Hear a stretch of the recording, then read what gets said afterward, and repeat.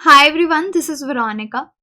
आज हम बात करेंगे कि गवर्नमेंट ने यानी यहाँ पे एक ऑर्गेनाइजेशन होती है सीसीपीए करके, उसने सेंसोडाइन की एड्स पे रोक लगा दी है, उनको स्क्रैप कर दिया है कंज्यूमर प्रोटेक्शन बॉडी ने। तो इसके बारे में हम डिटेल में जानेंगे कि कंज्यूमर प्रोटेक्शन बॉडी क्या क्या कर सकती है और सेंसोडाइन की एड्स पे रोक क्यों लगी है, और उसके साथ साथ नापतोल की कुछ एड्स पे भी। आपकी कोई भी क्वेरी हो आप मुझसे कनेक्ट कर सकते हैं सोशल मीडिया पे, because I feel together we can make a huge difference, चाहे फेसबुक, इंस्टाग्राम या टेलीग्राम पे। पीडीएफ जो है वो आपको सिर्फ और सिर्फ मेरे टेलीग्राम चैनल पे ही मिलेगा। प्रिंट मीडिया में भी आप ये न्यूज़ देख सकते हैं, 2-4 दिन से चल रहा है कि सीसीपीए ने एक ऑर्डर निकाला है कि सेंसोडाइन की एड्स इंडिया में बंद कर दी जाएं, डिसकंटिन्यू कर दी जाएं। ऐसा क्यों, ये हम डिस्कस करेंगे। अब इनको डिसकंटिन्यू करने के लिए कहा है सारी जितने भी विज्ञापन हैं इनके सेंसोडाइन के प्रोडक्ट्स के इंडिया में, और स्पेशली कौन से वाले विज्ञापन जहाँ पे आप देखते हैं कि ये डेंटिस्ट्स रिकमेंड कर रहे हैं कि आप हमारा प्रोडक्ट लीजिए, आपको ये फ़ायदा होगा, यानी सेंसोडाइन को एंडोर्स कर रहे हैं, कहा जा रहा है लोगों को आप लीजिए। और ये कौन से डेंटिस्ट हैं जो इंडिया में प्रैक्टिस नहीं करते, इंडिया से बाहर प्रैक्टिस करते हैं, और डेंटिस्ट प्रैक्टिसिंग आउटसाइड इंडिया, और प्रोडक्ट को 7 दिन के अंदर कहा गया है। ये 27 जनवरी 2022 का ऑर्डर है, तो इसके 7 दिन तक इनको ये एड्स जो हैं वो स्टॉप करनी थी। इस तरह की एड्स आप देख सकते हैं ना, टीवी में बहुत बार आती है सेंसोडाइन की एड। अब सीसीपीए के बारे में, इसका फुल फॉर्म है सेंट्रल कंज्यूमर प्रोटेक्शन अथॉरिटी, यानी कंज्यूमर कौन हो गए, ग्राहक जो सामान लेते हैं उनके राइट्स को प्रोटेक्शन देने के लिए अथॉरिटी ये है। इन्होंने जीएसके के प्रोडक्ट्स, आपने सुना होगा जीएसके, बेसिकली सेंसोडाइन जो प्रोडक्ट है वो इस कंपनी का है जीएसके के और भी बहुत सारे प्रोडक्ट्स इंडिया में आते हैं, जैसे आपके नेज़ल ड्रॉप्स आते हैं ऑट्रिविन करके। उसके बाद इस तरह के बहुत कॉमन प्रोडक्ट्स आते हैं। हॉर्लिक्स भी आई थिंक जेएसके का है। यू कैन सी आयोडीन, इस तरह के प्रोडक्ट्स जीएसके के हैं। अब जीएसके यानी ग्लैक्सोस्मिथक्लाइन ये कंपनी है, इनको ऑर्डर दिया गया, लेकिन फिलहाल सिर्फ सेंसोडाइन के लिए ही दिया गया है कि आप अपने विज्ञापन जो है उनको बंद कर दो जिसमें आप फॉरेन डेंटिस्ट को दिखा रहे हो आपका प्रोडक्ट वो प्रमोट कर रहे हैं, एंडोर्स कर रहे हैं। और साथ में आगे की इन्वेस्टिगेशन के भी ऑर्डर्स दिए गए हैं कि जो क्लेम्स, जब आप ऐड देखते हो जैसे टीवी पे चल रही होती है, उसमें जो क्लेम किया जाता है कि इतने सेकंड में रिलीफ मिल जाएगा, दांतों में अगर झुंझुनाहट हो रही है, जैसे बहुत ठंडा खा लो, आइसक्रीम खा लो, गर्म गर्म चाय पी लो, तो सेंसिटिविटी हो जाती है, सेंसिटिविटी आपकी इतने सेकंड्स में ठीक हो जाएगी। क्या ये सच में भी होता है, ये क्लेम सही है या नहीं, इस पे भी इन्वेस्टिगेशन जो है वो होगी। अब जीएसके को और डिटेल में जानते हैं कि क्यों डिसकंटिन्यू करने के लिए कहा है। पहले तो इनके जितने भी विज्ञापन हैं अलग अलग जगह पे हैं, टीवी पे तो आते ही आते हैं, उसके साथ साथ यूट्यूब, फेसबुक, ट्विटर पे। एक तो यहाँ पे जो डेंटिस्ट इन्होंने दिखाए हैं कि डेंटिस्ट बोल रहे हैं, एंडोर्स कर रहे हैं, वो डेंटिस्ट इंडिया में प्रैक्टिस नहीं करते, वो यूके बेस्ड डेंटिस्ट हैं, बाहर प्रैक्टिस यूके, यूनाइटेड किंगडम में प्रैक्टिस करते हैं, और वो सेंसोडाइन के प्रोडक्ट्स को एंडोर्स करें। अब भारत में डॉक्टर्स किसी भी दवाई को, किसी भी प्रोडक्ट को प्रमोट नहीं कर सकते। किस एक्ट के तहत?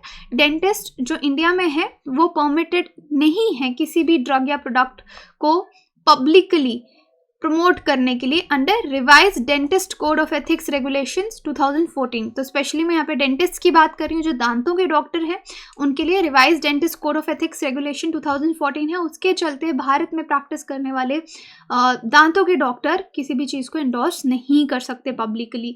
ओके, तो यहाँ पे आप जो भी डॉक्टर्स देखते हैं इस एड में वो यूके के होते हैं।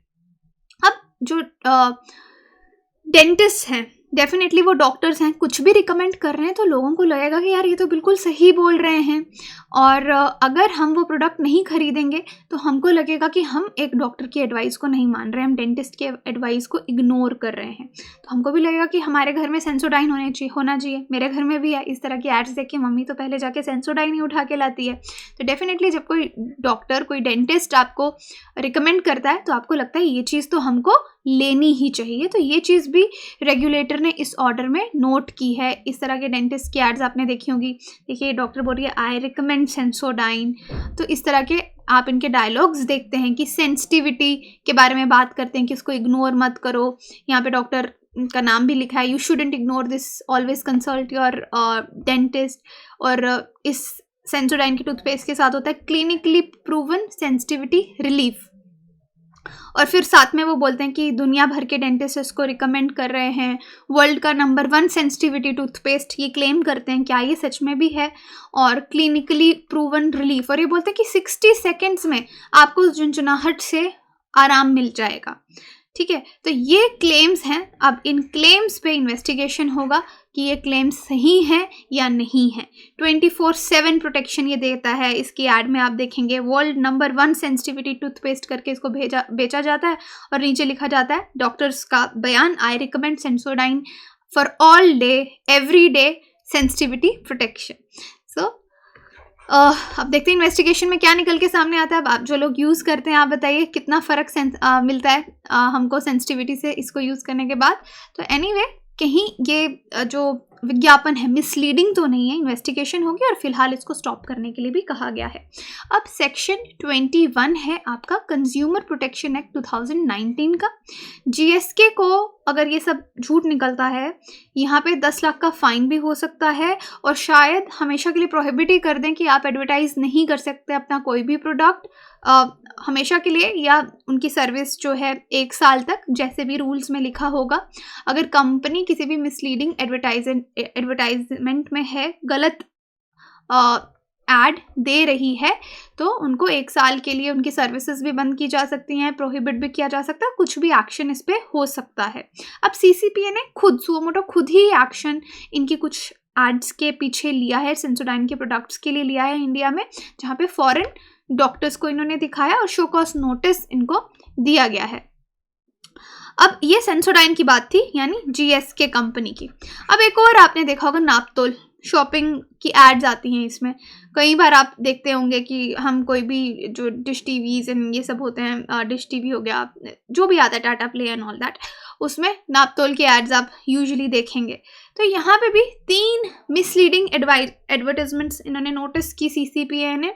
और ये 3 मिसलीडिंग एडवर्टाइजमेंट्स कौन सी थी? एक gold jewellery set of 2 gold jewellery sets, magnetic knee support, acupressure yoga slippers.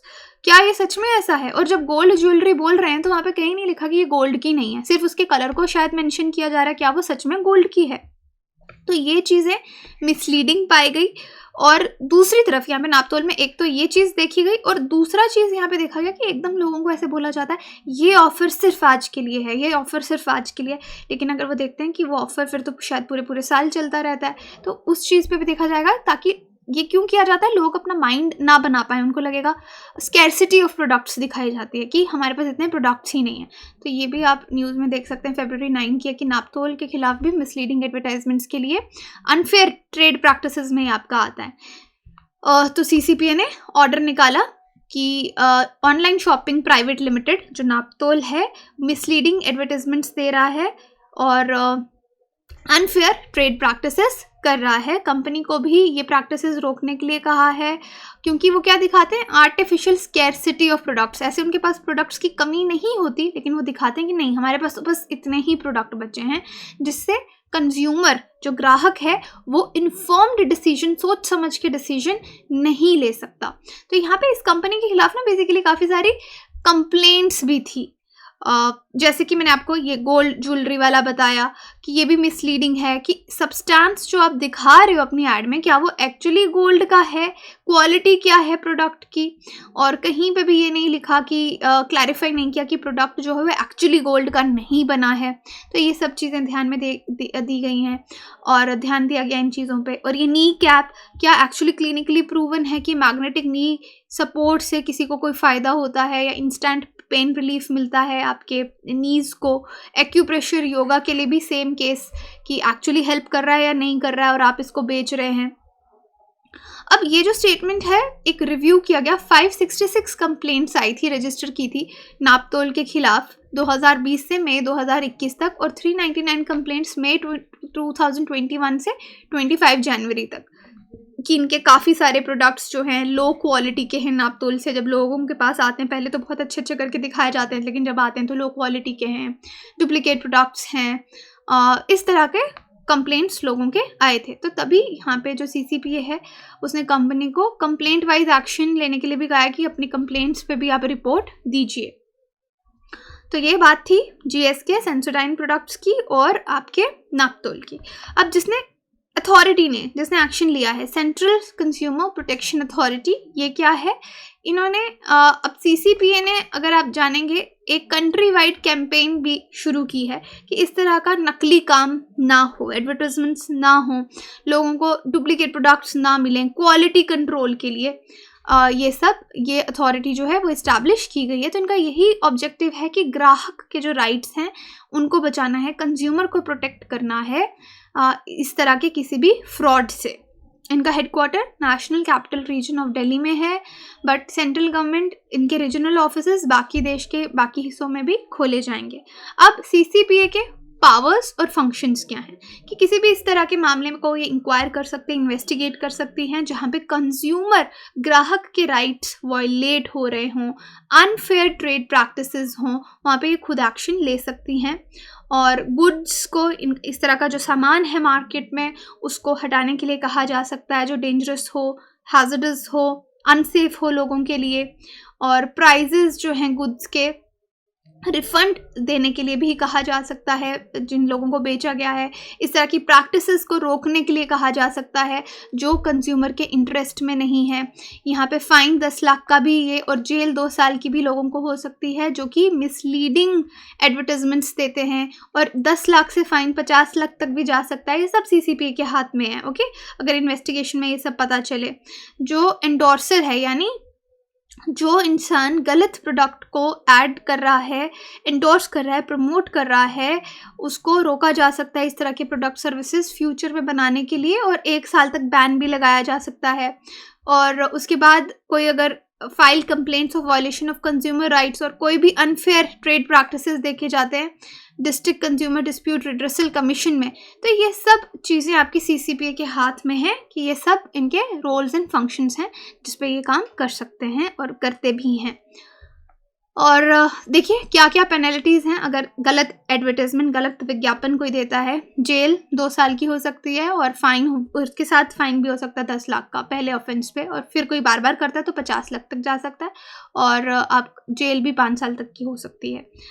Publisher advertiser को भी 10 लाख का, एंडोर्सर जो उसको एंडोर्स कर रहा है यानी प्रमोट कर रहा है उसको भी 10 लाख का फाइन, और उसका भी 50 लाख तक रिपीटेड ऑफेंस पे जा सकता है। स्क्रीनशॉट आप रख सकते हैं सीसीपीए के पेनल्टीज पे। क्वेश्चन है आपके लिए, इन 1985 the Dash adopted the guidelines of consumer protection. This was a tool for nations to adopt measures to protect consumers and consumer advocacy groups. WTO, World Trade Organization, United Nations, World Economic Forum, none of the above. तो आप बता सकते हैं किसने ऐसा किया। आप comment section में बताइए, टेलीग्राम में पार्टिसिपेट कीजिए पोल में आंसर जानने के लिए। बाकी आप कोर्सेज के लिए वेबसाइट पे विजिट कर सकते हैं, एप्लीकेशन भी डाउनलोड कर सकते हैं, कोर्सेज EMI पे भी अवेलेबल है। Thank you so much.